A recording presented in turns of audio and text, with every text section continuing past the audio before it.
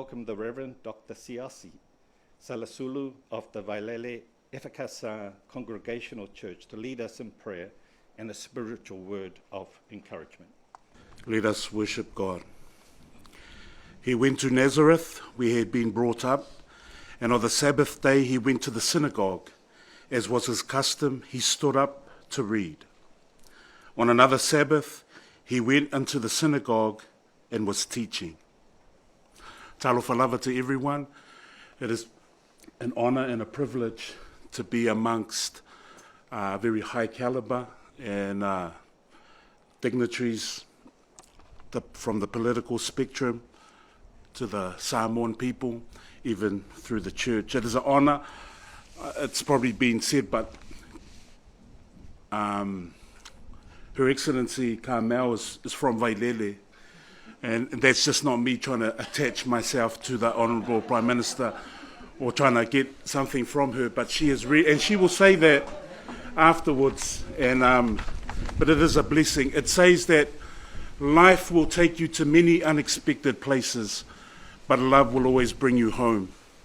And it's with a great amount of love that we welcome you home, Carmel, always. I don't see Darren and the boys with you here, but it is truly a blessing when Samoa welcomes one of their own who has ascended to a great position of responsibility. It rekindles a great sense of nationalistic fervour and pride in all of us Samoans. We have just finished the whanotele at Malua and the Catholic Conference Welcome 5, which brought in many people, many expat Samoans to these shores. We had investitures or saufa'i, unveilings, birthdays, family reunions, amongst other things.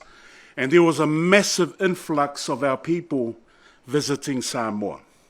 Great for the economy, and also for those looking to reconnect and rediscover their cultural identity.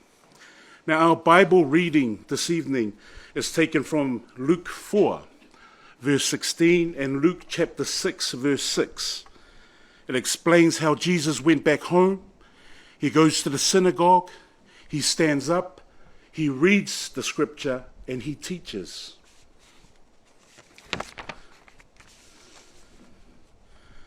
This is always my message for those who come back to Samoa.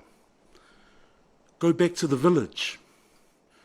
Go to the houses like the synagogues which are important to you, which have meaning, have mana, which give you that cultural bearing. Every time you read in Luke that Jesus went back to his village, the first house he went to was the synagogue. It is the place that his parents had brought him up, had taught him, had shown him love, where he felt respected. That was always the place he went. And when I get a chance to speak at family reunions, I always say that. A lot of Samoans, when they get back to Samoa, they go to every other house other than the ones that actually mean something. But Jesus, he wanted to give back when he went back to the village. He was looking to give something tangible to his people. He stood up and he taught. He stood up and he gave them something that will improve their way of life. If I could just sound off for a little while, just because you have a great sounding Samoan last name, a lot of people like to show off their Samoan tattoos. You might have been bestowed a matai title. You may sparingly visit the grave sites of your forebearers, but that doesn't make you Samoan. It's not biblical. It's not Jesus-like. It's not even Christian. It is not the example that Jesus sets. When my friends arrived for the whanotele last month, or this month, my wife tells me, shall we take them to McDonald's or Burger Bill? And I said, wow, all that way from New Zealand just to eat the same food that they find at the airport terminal. When you come to Samoa, immerse yourself in Samoan culture. Don't be highfalutin. Don't look down at the way that we live. I have lived exactly half my life in New Zealand and half my life in Samoa. Well, the latter half I've been married, so it's gone rather fast. But I've really enjoyed. I can really say, from a balanced perspective, that when you come to Samoa, you know, I don't want to say anything in case we got hoteliers here and people who have motels, but I always like it when you go out to the villages. You spend some time with your relatives, and that's why it's a pleasure. Carmel is smirking because her and her father still have a home in Vailele. Every time she is here, we worship together. She brings her husband and their children, and we have a really good time. She's always looking to give, not something just like money, but her time, her consideration, and her presence. And that's always the challenge. When you come here to Samoa and you haven't even left the hotel and you swim from 9 to 5, I don't think that's really immersing yourself in the Samoan culture. So I challenge people like me, New Zealand-born Samoans. You don't come here for McDonald's, ai whai ai e lengi. You don't come here for Burger Bill or DMC, but how about a Mickey and a Ulu?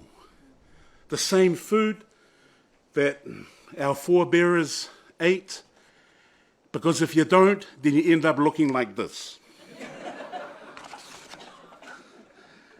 There's a well-known saying in the Bible, e le se pera feta e le mamalu, wa na olona lava nuu malona ainga, malona fale, e le mamalu ai. A prophet is not without honor, but in his own country, amongst his kin, and in his own house. I think that's the reason why some people don't like to go to their villages. They don't like to stay with their families. But you are amongst your kin. You are back home, Carmel. And the mamalu o lo ia te oe, o le mamalu a le atua. E mamalu le tofia le mamalu le tangata. E mamalu le atua wa tuuina atu ia te oe, me alofa e tele.